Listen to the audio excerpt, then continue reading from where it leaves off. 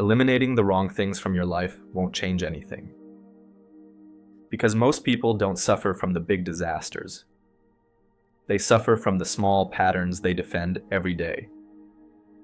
And the scary part is this. The things draining you don't look like problems. They look like personality. They look like, I'm just being realistic. They look like, this is how life is. But they quietly steal your focus, your peace, and your self-respect. This isn't about becoming perfect. It's about stopping the slow leak. Because every time you tolerate a subtle form of self-sabotage, you teach your brain that you don't deserve better. So here are 10 subtle things you need to eliminate from your life. Not because they're bad, but because they make you weaker. The first one being the need to be understood by everyone. Most people don't want to be understood. They want to be approved of. Because when you need everyone to understand you, you start editing yourself. You simplify your truth. You explain too much. You shrink your edges, just to be digestible. And if you live like that long enough, you stop knowing who you are without an audience. Here's the reality. Some people will misunderstand you on purpose. Not because you're unclear, but because accepting you would challenge their ego. So the goal is not to be understood by everyone. The goal is to be understood by the right people and be at peace with the rest. Moving on to the next one. The fantasy of closure. Closure is one of the biggest lies people chase. Because closure feels like a clean ending. A final conversation. A perfect explanation. A moment where everything makes sense. But life doesn't end like movies. Most endings are silent. People disappear. Things fade. Someone changes. And you never get the sentence you were waiting for. And if you keep waiting for closure, you stay emotionally attached. Not to the person. To the unfinished story in your head. Real closure is when you stop needing the truth from them and start accepting the truth you already saw. Now the next one. The illusion of being busy. Being busy is one of the easiest ways to feel important without improving. Most people don't have a productivity problem. They have an avoidance problem. Busyness becomes a disguise. If you're always doing something, you never have to sit with yourself. You never have to face the uncomfortable questions. You never have to admit what you're not doing. And the worst part? You can spend years exhausted and still not move an inch. Motion is not progress. Noise is not purpose. If your busy life isn't building anything, then you're not busy. You're distracted. Moving on. Doom scrolling disguised as rest. You think you're resting, but you're not resting. You're feeding your brain a constant stream of information it can't digest. 1,000 opinions, 1,000 comparisons, 1,000 lives you're not living. And then you wonder why your mind feels heavy. Scrolling doesn't restore you, it numbs you. Rest makes you feel clearer after. Scrolling makes you feel emptier after. So if it doesn't refill you, it isn't rest. Next, the need to win every explanation.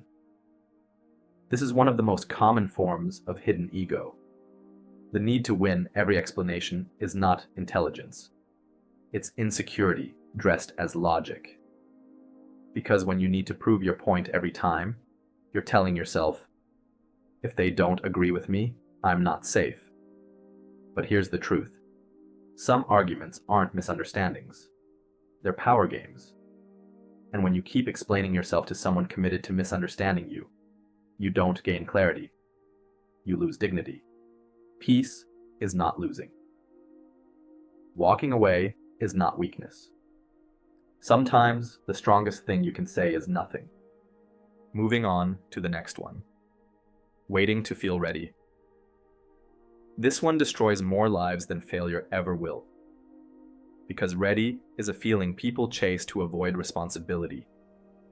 Most people don't wait because they lack time. They wait because they're scared of seeing their real level. So they delay, they plan, they prepare, they tell themselves they're being smart. But what they're really doing is protecting their ego from evidence. Readiness is not the starting point. It's the reward you get after you start. Confidence isn't built in your head, it's built in repetition. And if you keep waiting for the perfect moment, you'll eventually realize something brutal. The perfect moment isn't coming. It never planned to. If it steals your peace, it's too expensive. Moving on to the next one. Talking about your plans. Talking about your plans can be a trap. Not always. But for most people, it becomes a substitute for doing the work. Because when you tell people your plan, you get a little hit of reward, validation, excitement, attention, encouragement, and your brain starts to feel like it already achieved something. So you talk again, and again, and eventually you become the person with potential who never executes. There's a reason some of the most dangerous people move in silence. Not because they're mysterious, because they protect momentum. Plans are fragile, they don't need opinions, they need repetition. So talk less, build more. Now moving on. Replaying past mistakes. Replaying your past mistakes feels like accountability, but most of the time, it's just self-punishment with better branding. You're not learning anymore. You're looping. And the loop has a hidden purpose. If you keep replaying the past, you never have to risk a new future. Because the past is familiar. Even when it hurts. Some people would rather carry guilt than face uncertainty. At least guilt feels like control. But here's the truth. You can't build a new version of yourself while worshiping the old failure. Learn the lesson once. Write it down. Own it. Then move. That's how you stop being stuck. Next one. Over-explaining yourself. Over-explaining is usually not communication. It's fear. It's you trying to control how people see you, trying to prevent misunderstanding, trying to avoid being judged. But the more you over-explain, the more you quietly send one message. I don't trust my presence to speak for itself. And people feel that. Also, listen closely. Not everyone deserves the full version of you. Some people ask questions to understand you. Others ask questions to open you up and use it against you. So be careful. Explain when it's necessary. Clarify when it matters. But don't turn your identity into a courtroom defense. If it steals your peace, it's too expensive. And finally, constant comparison. Comparison is the fastest way to become bitter about your own life. Because it's never a fair comparison. You compare your behind the scenes to someone else's edited output.